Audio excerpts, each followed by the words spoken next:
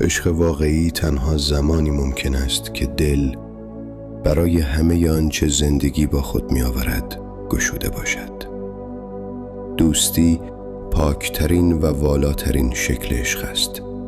عشقی بی قید، بی انتظار، که در آن بخشیدن خود به تنهایی لذت بخش است. تو جهان را آنگونه که هست نمی بینی. جهان را آنگونه می بینی که خودت هستی.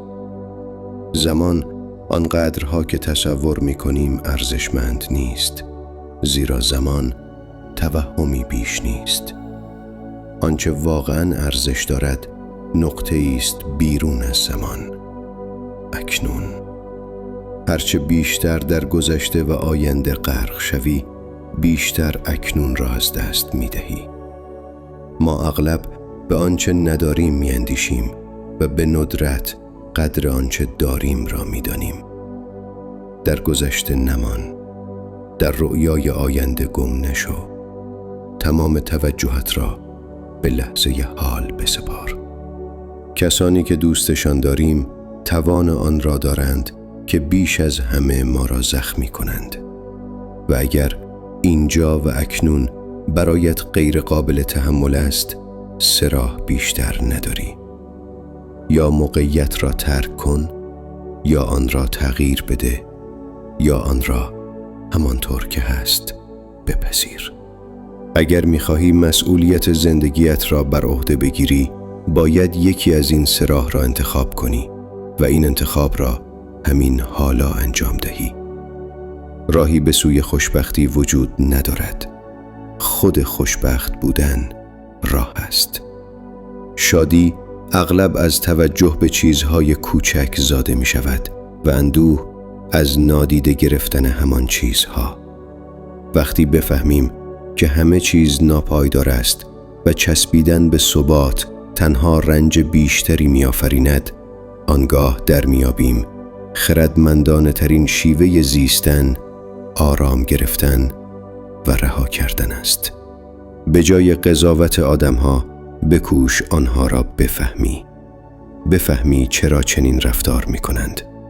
این کار بسیار پربارتر از انتقاد است و فضایی از مهربانی، بردباری و درک متقابل می آفریند. همه چیز را فهمیدن یعنی بخشیدن. بهترین آمادگی برای آینده این است که کار امروز را همین امروز با تمام توان و دقت انجام دهی. این تنها راه واقعی آماده شدن برای آینده است. چرا مشغول بودن می تواند نگرانی ها را کاهش دهد؟ زیرا ذهن انسان در یک لحظه تنها می تواند بر یک فکر تمرکز کند. این یکی از مهمترین قوانین روانشناسی است.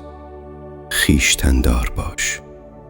بزرگی انسان در آن چیزی آشکار می شود که او را خشمگین می کند. تو خودت را با بازگشت به گذشته پیدا نمی کنی. خودت را زمانی میابی که به لحظه حال باز می گردی. در بیشتر کارها نحوه انجام دادن مهمتر از خود کار است. اگر چیزی را واقعاً بخواهی به آن خواهی رسید. اگر بخواهی انسان خوبی باشی خواهی شد. اگر بخواهی رشد کنی رشد خواهی کرد. زندگی چرخه‌ای است از شادی، اندوه، سختی و آرامش. اگر اکنون در دوران سختی هستی، باور داشته باش که روزهای روشن در راهند. هر آنچه آغاز دارد پایانی هم دارد. با این حقیقت صلح کن. گاهی سکوت بهترین پاسخ است برای کسی که احساس تو را درک نمی کند. زیبا بودن یعنی خودت بودن. نیازی نیست همه تو را بپذیرند. کافی است خودت را بپذیری. زندگی ما بازتاب افکار ماست. آنچه می اندیشی می شوی. آنچه می شوی ساطع می کنی و آنچه ساطع می کنی به زندگیت باز می گردد. رفتار دیگران را اجازه نده آرامش درونت را ویران کند. وقتی آدم‌های نادرست از زندگیت می‌روند، اتفاقات درست آغاز می‌شوند.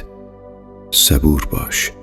آنچه برای توست در زمان درست به تو می‌رسد. تو بیش از آنچه فکر می‌کنی توانمند هستی. همه چیز درون توست. به خودت ایمان داشته باش. یک روز بد به معنای یک زندگی بد نیست. سقوط‌ها موقتی اند. برای حقیقت و روشنی که از دل درد بیرون آمده سپاسگزار باش. مرزهای تو مهمند، حتی اگر بعضی‌ها نتوانند آنها را بپذیرند. وقتی رها می‌کنی، جا برای بهترها باز می‌شود. ذهن می‌تواند بگوید چه کاری را نکنیم، اما دل می‌داند چه کاری را باید انجام دهیم. عشق شنیدنی نیست، احساس کردنی است. پس باید آن را نشان داد، نه فقط گفت. هیچ وقت برای خوشبخت بودن صبر نکن. خوشبختی چیزی است که با آن روزت را می‌سازی. گذشته‌ات را ارج بگذار. حالت را زندگی کن و قدردان آینده‌ای باش که در راه است.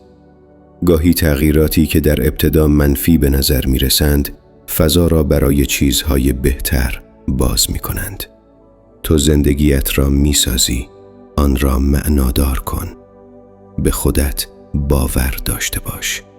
معجزه ها همه جا هستند و خود تو یکی از آنها هستی.